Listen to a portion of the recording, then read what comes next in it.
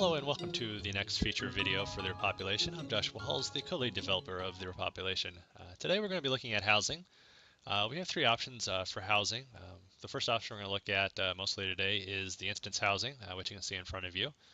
The other two options are non-instance options that are out in the persistent world. One is located near the NPC cities.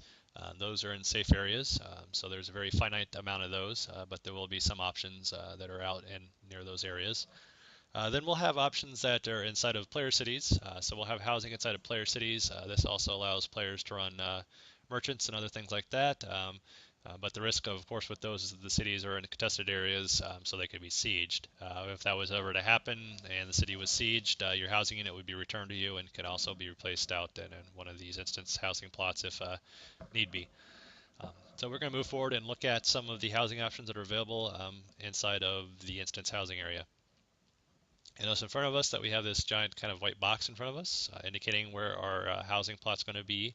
Also in the upper right hand corner we have an icon, so the little housing icon up here indicating that make it a little easier to find. So we're going to move towards that and roll the camera out just a little bit further out and place down this building right here. So we're going to rotate this and put it kind of near center. And now that we have it placed down, we have our first building in place for this housing plot. And we're going to lock this. This is going to lock it in place, which is useful. We can't make any adjustments or move it accidentally when it's locked, so we're going to go and put that in place. So we're going to go inside of the housing unit, inside of the building we just placed, and look inside here and place a few objects down. The first thing you might notice is this new structure placement bar. This is literally brand new. We just implemented this very recently. So we're going to look at some of those options that are available. The first thing we're going to do is plop down a furniture shelf. We might have seen this already in the previous videos, but we're going to place that down. You'll notice it's going red. That means it's colliding against the other objects in the housing area. They're going to put that out so it's not colliding anymore. You'll notice that there's a little bit of gap there. We're going to push this back using these nudge arrows, as we refer to them. So we're going to nudge it back just a little bit further, maybe a little too far now. So now it's nudged all the way back. If we change the rotation of the camera, you'll notice that if we do a left and right, it's going to nudge these based on how the camera is facing. So making it a little easier to manipulate the shelf as we place it in there. We're going to lock that down for now. That way we can't accidentally move it or select it. So when that's locked down, we're going to go and play around with this book here. So we have this book, and you'll notice when we place it down this way, it's going to place it flat, which is pretty much the normal way that the book is going to come out. This is in the free placement mode you'll see up top, so this works pretty well, but we got some more options now. By clicking on 2, it's going to change the free placement mode to the scale option.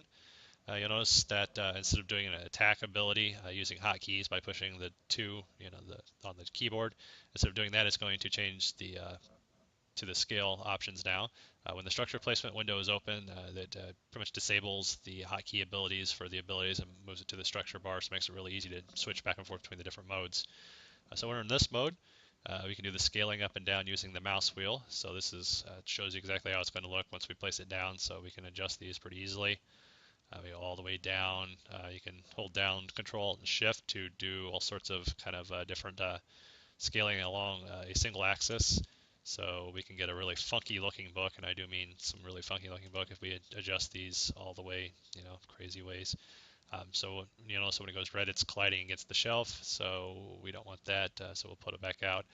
So now that we've completely bastardized this book, if you want to go back to reset it, you'll see there's a reset option at the top. So if you push the 9 key, it'll completely reset the scale, so it makes us go back to factory defaults, which is very useful, especially once you've kind of manipulated and don't like it the way you had it manipulated.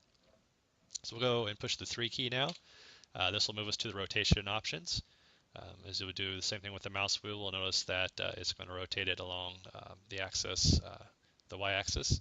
So if we hold down the shift key, it'll manipulate it by 1 degree instead of 5, so it'll allow us a little even more finer detail. We'll put it back to 0. Holding down the control key, we can stand the book up by rotating along the x-axis. And if you hold down the Alt key, we can spin it along the Z-axis. So this allows us to really do kind of a finer placement of the rotation of the book. Now that we're happy with this rotation, we'll go ahead and just plop it down there and click the button down to place down the book.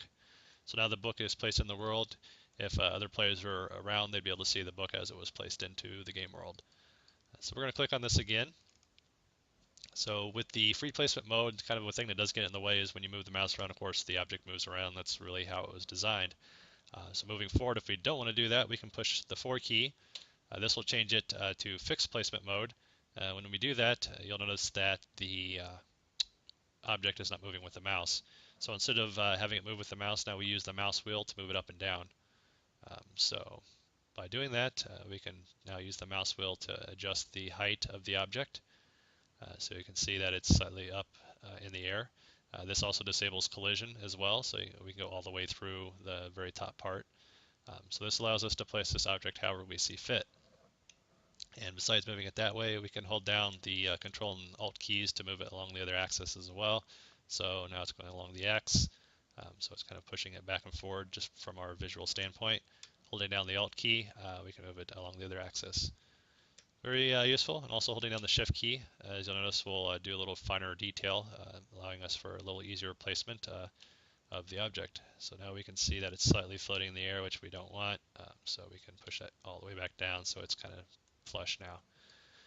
The other options are pretty much the same as they were before. So we have the scale and rotate options. So just instead of having it move with the mouse, it just stays fixed in place, and we can adjust the scale and rotation, which is very useful if you don't want to move the object, you just want to adjust the rotation or the scale. The options that we looked at before on the overall here was the reset, so we did that before. But if we want to copy, let's say this rotation here was perfect, so we're going to do a copy by pushing 7. So now instead of rotating this, we don't like that. We don't want to do a reset and push the rotation all the way back to 0. Instead of doing that, we'll just hit the paste by hitting 8, and now it's pasted back to the way it was before, which is very useful. Now it's back to the way we need it. So now that we have this book placed in here and we have the copy settings, this allows us really easily to just grab another book and go ahead and put it back into auto placement mode. And now you'll notice it's flush against the ground. We don't want that, of course, so we're going to paste it. Now it's back to looking at how the other book is. So we place that down here. Really easy. Just go ahead and place it. Boom, boom, boom.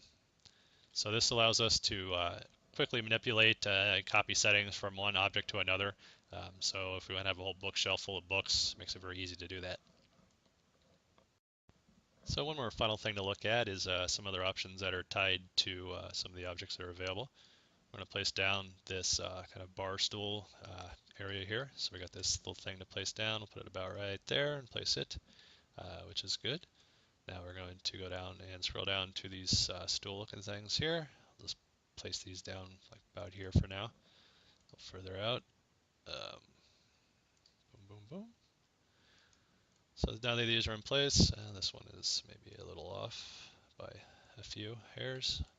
So now if you go out in front of these, you'll notice that little sitting icon will show up over here. So we've probably seen this in a few videos, but the guy will do a nice little sit down rotation, and then you'll be locked in rotation wise for the stools.